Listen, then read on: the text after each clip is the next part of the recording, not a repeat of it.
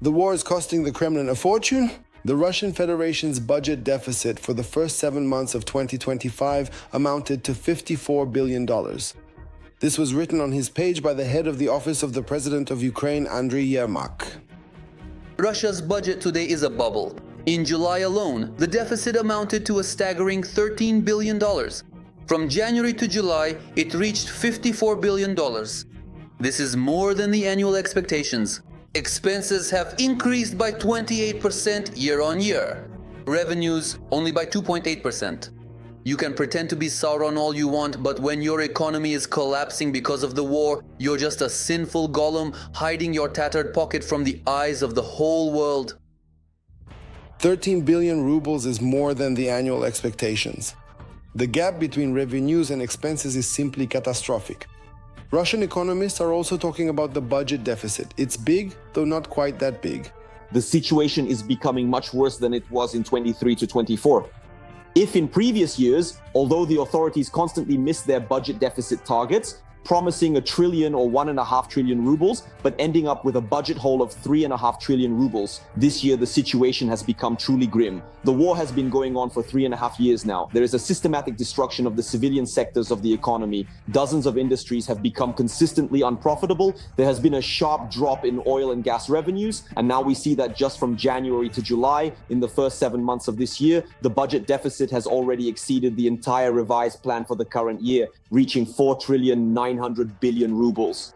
And just for a moment, that's 4 times more than what the Ministry of Finance originally planned at the end of last year, when they were approving the budget for the current year.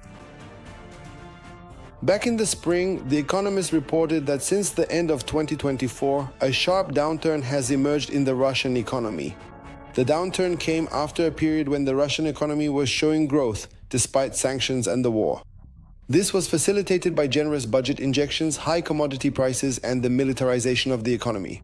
The high-frequency index calculated by Goldman Sachs shows that since the end of last year, Russia's annual GDP growth has dropped from about 5% to roughly zero. VEB, the Russian Development Bank, observes similar trends in its assessment of monthly growth. The business turnover indicator calculated by Sberbank, Russia's largest lender, has declined. The government, though more cautious, acknowledges that something is happening. At the beginning of April, the central bank noted that recently a number of sectors have seen a decline in production due to a sharp drop in demand. Despite the figures and expert opinions, Putin has his own view of the budget situation. As for the federal budget, the situation here is stable. A couple of weeks ago, he said that all Russians have paid for the war through a surge in prices and a budget deficit. And now he says we're all going to cut military spending. But in reality, we see that military spending is actually increasing by 25 to 30% year over year and will continue to grow next year. And accordingly, this means that this will be the 6th year of printing money. This will be a year of the harshest austerity, and Russians should prepare for tightening their belts, for unpopular decisions, and for an even more aggressive increase in all kinds of levies: monopoly tariffs, utilities, recycling fees, excise taxes, duties, the failure of entire national projects, and cuts and sequestration of spending on the population, the social sphere, healthcare, and education. The situation is so stable that, according to the main intelligence directorate of Ukraine, in many regions of the Russian Federation, one-time payments to those who sign a contract with the Russian army have been almost halved. Against the backdrop of a federal budget deficit and worsening financial problems, one-time payments for those who sign a contract with the army have been reduced in the following regions: in Bashkortostan from 1.6 million rubles to 1 million, in the Yamalo-Nenets Autonomous Okrug from 3.1 million to 1.9 million rubles.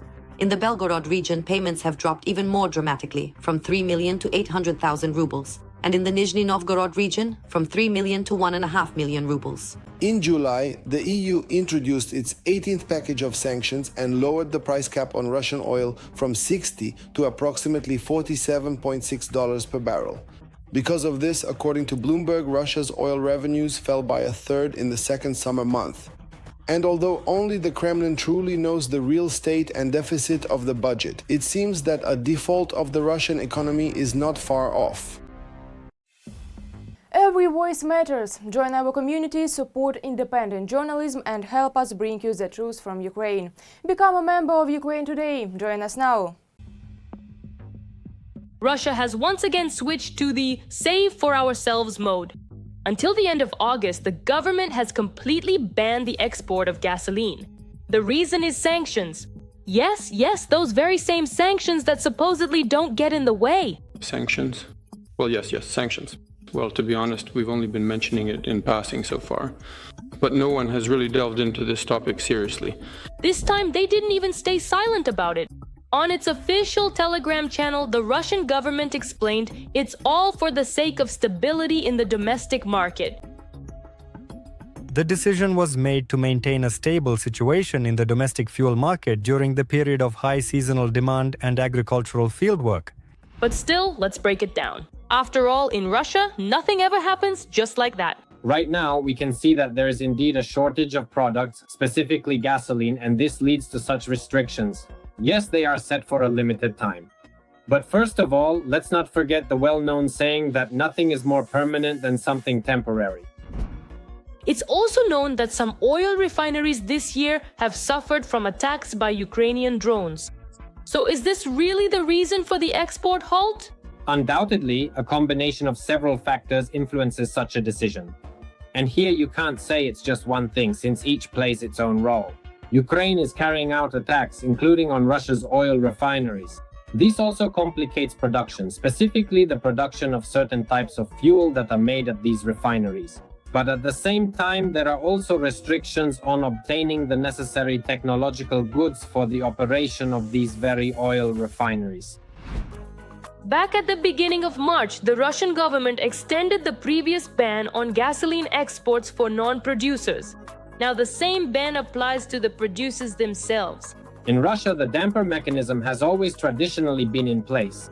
The damper is compensation for fuel producers for selling fuel on the domestic market instead of exporting it. But when exports are shut down, they say, you won't be able to sell it anyway, so we won't compensate you for it. And if this isn't compensated, it creates, let's say, a huge hidden incentive not to sell officially within the country, but to look for ways to illegally supply this product abroad. For now, they're talking about the date of August 31, most likely in hopes of restoring the refineries after the attacks. But could this date be extended? It's clear that, well, officially it's until the end of August. But we understand that the harvest will take place in September and October. So there is, let's say, a possibility that this ban will be extended. And since there will be a shortage of petroleum products within Russia itself, although previously I emphasized there were no issues with both selling petroleum products on external markets and keeping enough for the domestic market for the harvest and for gasoline at gas stations. And now to the main point, money. On average, Russia used to export 100,000 barrels of gasoline per day, and now it's zero. So how much is the Kremlin losing from all this? For Russia, of course, the foundation of exports is crude oil and gas. But petroleum products and gasoline is one of them, as is any kind of fuel, are also a significant category. And on average, in previous years, Russia earned about $75 billion a year from the export of petroleum products. Petroleum products, I emphasize, not crude oil, but refined products. It would seem that if gasoline is no longer being exported abroad, there should be more of it available within the country, and therefore, prices should at least go down a little. But is that really how it works in practice? So I think that at first, let's say the initial reaction will be a decrease in prices, but later on prices will rise because there will simply be a shortage of this product. And the shortage will be so severe that no matter what the prices are, if there is no product at the gas stations, you simply can't sell it because it doesn't exist. They stopped exports to keep everything under control. But what does under control really mean? Gasoline isn't being exported, but that doesn't make it any cheaper. Everything is going according to plan.